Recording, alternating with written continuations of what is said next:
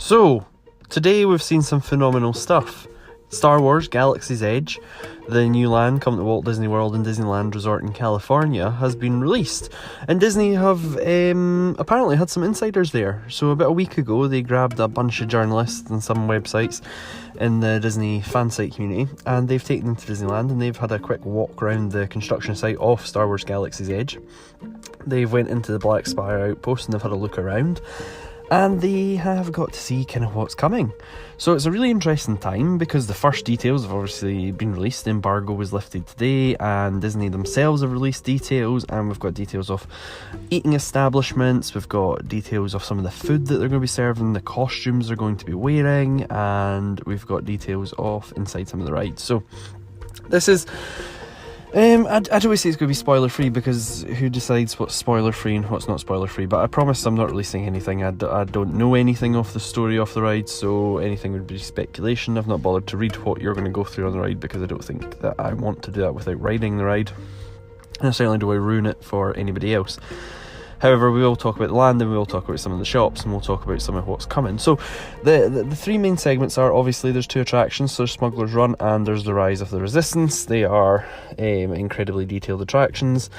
I originally thought everybody would be really excited for the Millennium Falcon, but you know, it turns out that Rise of the Resistance may actually be the better ride, being the longest ride Disney's ever made and has an animatronic on it that is the most advanced they've ever made. So they've made some pretty advanced animatronics, but this is the most advanced, and it has, you know, hundreds of different functions, and it can move in 1,000 different ways and blah blah blah. It's techno babble, and it's something that other people will be very interested in. However, the thing I'm interested in is that the fact that it's going to be spectacular to see and hold and to know about. So the information that's come forward tells us what we already knew. It's ginormous. This is the largest single land that Disney have ever released, and it's spectacularly breathtaking. But the piece of information we're going to focus on today is not that they have released it and have these two spectacular attractions and they're going to have all these restaurants and they're going to have a market stall like set up. So you're going to have like your restaurants, which are all counter service and all quick service rather than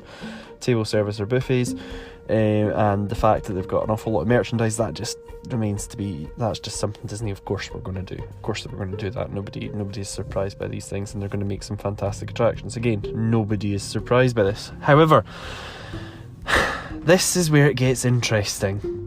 The Disney company and Iger have kind of stated that this is how they intend to build going forward. So Pandora was a first step in that direction. Wonderfully immersive, fantastic attractions, world building, IP using, tied into their films, tied into their merchandise, tied into their experiences, tied into their parks, tied into everything, and that is what we can expect going forward. So Disney is now a company that is exercising its synergy in business speak. It is making sure that its IPs are in firm order. Now, a lot of people get really upset because they're like, oh, we don't want any more attractions based on IPs because they're all rubbish. Well, I'm afraid Disney have an obligation, and that's to make the parks better based on their metric of better is more people come and spend more money. I mean, that is how Disney look at it. They want more people going and want to spend more money. That is success. That is the business success of Disney. They do it through a storyline, so everything that Disney do is through the lens of their story, and their story is all important, and the story is the show, and the show is important, and I get that. That is why they differentiate. That's why people want to go to Disney rather than Alton Towers. That's why people go to Disneyland Paris and don't just stop at one of the other European theme parks. It's why, you know, the other theme parks in Europe don't do as well as Disneyland Paris. It's why in Orlando, that until Universal fully embraced that story and theme was important, they always struggled behind Disney and still do. But, you know, Potter was widely regarded as one of their best, and certainly everything they've built since then has been fantastic as well. So, and they're going back and they're retheming Jurassic Park just now to even more Jurassic Park world and tying in their IP, exercising the synergy. So they're getting it. Everybody else is starting to catch on. So Disney has to be ahead. And Star Wars is probably the first time we're going to see them exercise this synergy across everything. So this is interesting because the story of the Black Spire Outpost, the home of Batuu, and the sort of Star Wars Galaxy's Edge story is going to be released. So they're releasing it in comic form and in book form, and I think they've got 5 comics and 6 books to support this world. So they're world building on the back of building the land. And then the movies, there was a nod to it in one of the movies. I forget which movie it was in, because to be honest, all the Star Wars movies, I kind of watch them once, I really enjoy them, but they're not rewatchable for me. They're not movies that I'm tied to. I'm a Star Trek fan. But Disney are certainly saying publicly, and in every action that they're making, you can see this already, that Disney are absolutely focused on IP regeneration and building it and bringing it forward and making use of it and making sure that their IP game is at its best. And what we're seeing now is a land that is so immersive that they're now building books based on the land, based on the film. So this you're kind of getting how it's going. They are taking their IPs, they're looking at them and saying, how can we build a better story? How can we build more immersion? How can we do not want people to think they're in a theme park. We want them to be in the world. We want them to be at Batuu. We want them on the planet Batuu. We want them to be at the Black Spire Outpost. We want people to be immersed in this, and then we want to see the film, and then we want them to buy the comic, and then we want them to buy the figurine, and we want them to build a droid, and we want them to buy a blue milk that they drink in the film and might think's disgusting, they might love it. This is what they're doing. Everything has become not loosely entangled in a story, but the story is now everything. The IP is everything. And a lot of people are like, oh my god, we don't want films taking over the parks, that's absolutely dreadful. Well, we can't have that. The truth is, people, they're not even going to really advertise Galaxy's Edge. It's going to advertise itself. It's that good. The story in the film is already so well attended that actually people are going to knock over things. They've got contingencies upon contingencies. They've got something like 10 contingency plans on how to deal with the crowds if they're at such and such a level. I hate to think what the contingency plans are, but they have contingency plans. That tells you they're taking this absolutely seriously. And the truth is, it's here to stay. And that could be a good thing, because it may mean that some of the already existing park IPs, so you had Pirates of the Caribbean, that was always a park IP before it became a movie. And it went on to be wildly successful as a movie, but never really went much further forward. But it could do. It could do. You never know. We've got Disney Life. It's not called Disney Life, sorry. Disney Plus all around the world, which is Disney Life in the UK. And that format, so they're going to have TV shows that link into movies, that link into cartoons, that link into the world, that link into the card game, that link into the video game, which links into the drink and the food and the merchandise and the land. And that is the game that is afoot now. And Star Wars is the first time that Disney has really managed to achieve it. They've done well. Cars Land was a good experiment in it.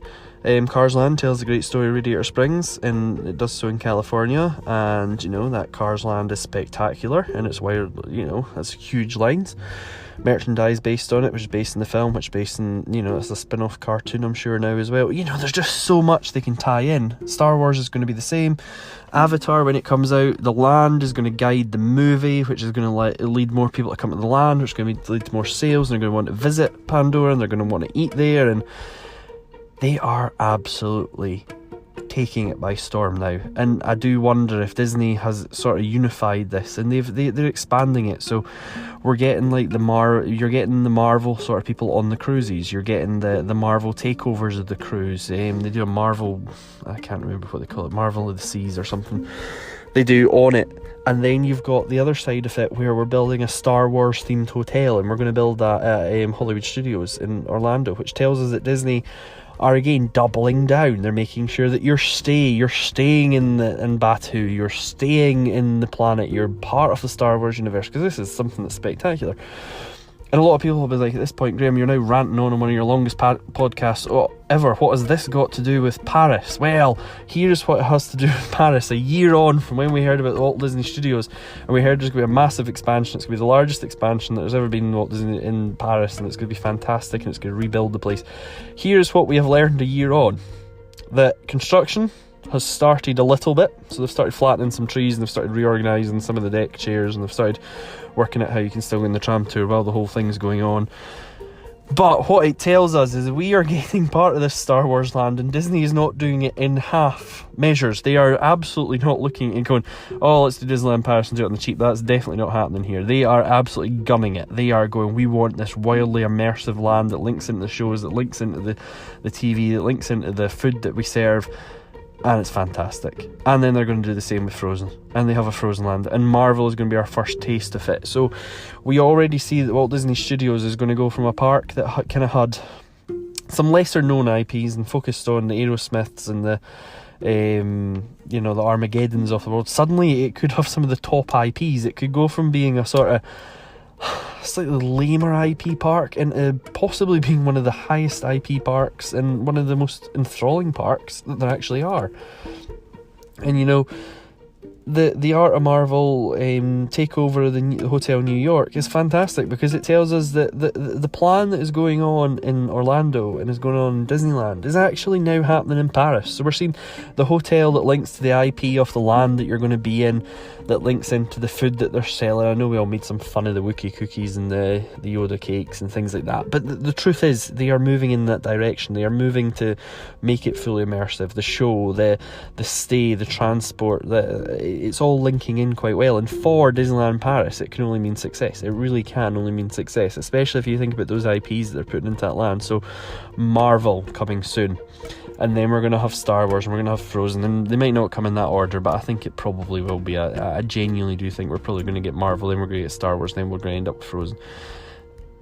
And the spectacular nature of which Disney are blistering ahead and using some of the most loved IPs on the planet to pull people in, to spend more money, to make better stays and make a more immersive environment, just gets me really, really excited. It is a really exciting time to be a Disney Parks fan, or a Disney fan in general, because they're exercising across the whole company now, from Disney Plus and Disney Life to their movies, to their parks, to their merchandise, and it's all linking in so well.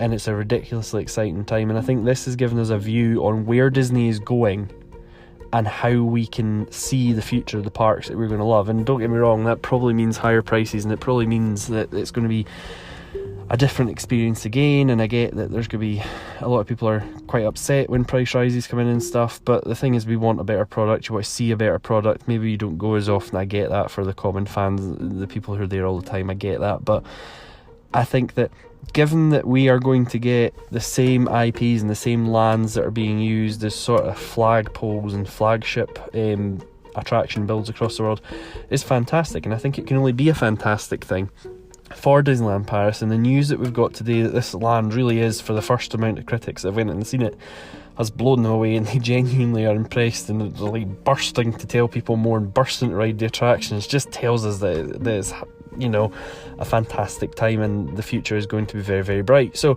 there's been a lot of doom and gloom, and a lot of people are like, oh, you know, unless we get a new roller coaster, you know, we're doomed, and you know, unless they sort out that table, unless I can get my food a bit quicker at lunch, they're doomed. And don't get me wrong, Disney does have a a quick service problem in Disneyland Paris. It does occasionally have food problems when it's really, really busy, but that's a capacity problem that if they build in our 10 restaurants, they'll be able to handle. If they can move a bit quicker, bring in technology, use an app, you know, once that technology filters through, it'll go a lot quicker.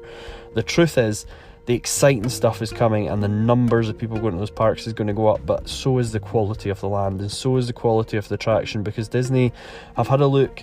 They know, and they said in their earnings statement, you know, the parks may cost us a lot, but they are a consistent performer, a consistent earner. They are consistently the backbone of our company, and they support our studios. So Disney's in a strong place. They're building some really cool stuff, and it's an exciting time. And over the next 5, maybe 10 years, we're going to get, I genuinely think we're going to be at the absolute golden age, the peak, the best part of Disney's expansion. We're going to see some fantastic themed lands, and probably reset the expectation and knock it further up on what can be expected from a theme park, and certainly Disney is going to dominate that. And that's generally my thoughts on what we've seen today over the last 24 hours from the announcement of Galaxy's Edge, and some of the details there, and how I kind of see the Disney parks, especially Paris, taking on from this. So I have been Graham. You've been absolutely fantastic, and I'd love you if you could leave an iTunes review or drop me some comments on Twitter at DLRP Roundup and let me know what you're thinking. Again, iTunes reviews, especially if they're 5-star, fantastic. I have been Graham. That's been a Roundup. Goodbye.